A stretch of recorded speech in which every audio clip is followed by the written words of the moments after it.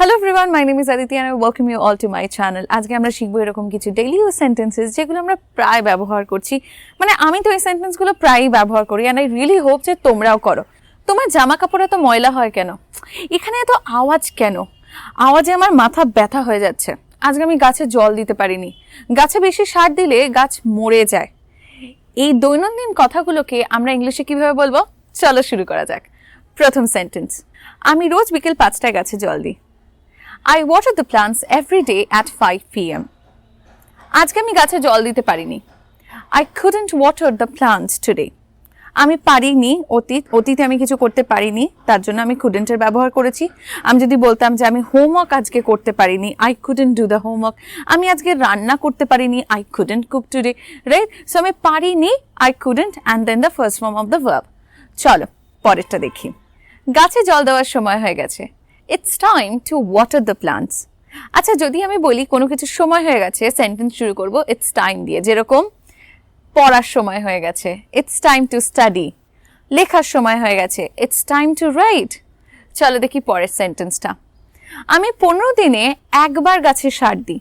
আমি 15 দিনে একবার গাছে সার দিই, অর্থাৎ আমি 15 দিন অন্তর গাছে সার দিই। তাহলে 15 দিন অন্তর কোনো কাজ করি, এক সপ্তাহ অন্তর কোনো কাজ করি। কিভাবে বলবো এগুলো? I fertilize the plants once in 15 days. অর্থাৎ আমি 15 দিনে একবার গাছে সার দিই। I fertilize the plants once in 15 days. যদি আমি বলতাম সপ্তাহে একবার, তাহলে আমি কি বলতাম? Once in a week. দুপুরে এবং রাতে গাছে জল দেবে না। Do not water the plants in the afternoon or at night. পরের সেন্টেন্সটা, বেশি সার দিলে গাছ নষ্ট হয়ে যায়। আচ্ছা, এটা হচ্ছে ইউনিভার্সাল ট্রুথ, মানে এটা আমরা সবাই জানি যে আমরা যদি গাছে বেশি জল দিই, বেশি সার দিই, তাহলে গাছ মরে যায়, নষ্ট হয়ে যায়। তো যখন ইউনিভার্সাল ট্রুথ মানে অর্থাৎ এমন একটা কথা বলছি যেটা নাকি চিরন্তন সত্য, সেটার জন্য আমরা সিম্পল প্রেজেন্ট টেন্সে ব্যবহার করব। তাহলে কি বলবো?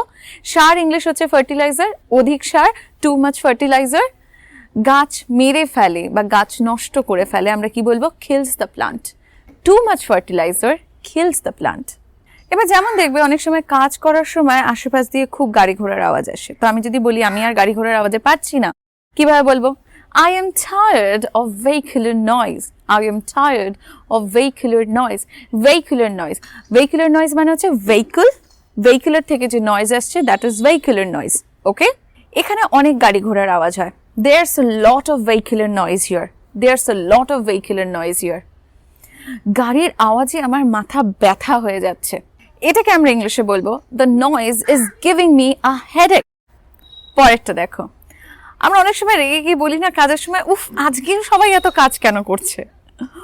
Why is everyone doing so much today? Why is everyone doing so much today? জানলা দরজাগুলো বন্ধ করে দাও। Close the doors and windows. জানলা বন্ধ করার পরও আওয়াজ কমছে না। জানলা বন্ধ করার পরও আওয়াজ কমছে না, এটাকে কিভাবে বলবো? Even after closing the windows, the noise hasn't decreased. কমেনি, কমা ইংলিশ হচ্ছে decrease, সো কিভাবে বলবো? The noise hasn't decreased. জানলা দিয়ে খুব মশা আসে, বিকেলবেলা জানলা খুললেই শীতকালে খুব মশা ঢুকে যায়। কিভাবে বলবো? A lot of mosquitoes are coming through the window. জানলা দিয়ে আসছে, কি হবে? Through the window. Next, আমার জামাটা ময়লা হয়ে গেছে। My shirt is dirty, or we can say my clothes is dirty, or my dress is dirty. যদি শার্ট পরে থাকি তাহলে শার্ট, ড্রেস পরে থাকলে ড্রেস, নয়তো যে কোনো পোশাকের জন্য আমরা ক্লোথ বলতে পারি। তুমি জামাগুলো ধুয়ে দাও। Wash the clothes. Wash the clothes. তোমার জামা এত ময়লা হয় কি করে? How come your dresses become so dirty?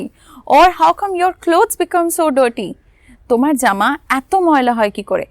এত কি করে হয়? আমরা হাউ কাম দিয়ে কোয়েশ্চেন করছি। তোমার জামাই এত নোংরা কেন? Why only your clothes are dirty? তোমার জামা ধুতে গিয়ে আমার কালঘাম এক হয়ে যায়। Washing your clothes are really troublesome. Guys, I hope that you liked today's video. যদি ভালো লেগে থাকে অবশ্যই you know what to do. Let me know in the comment section কিরকম লাগলো and please share this video, subscribe my channel. Thank you for today.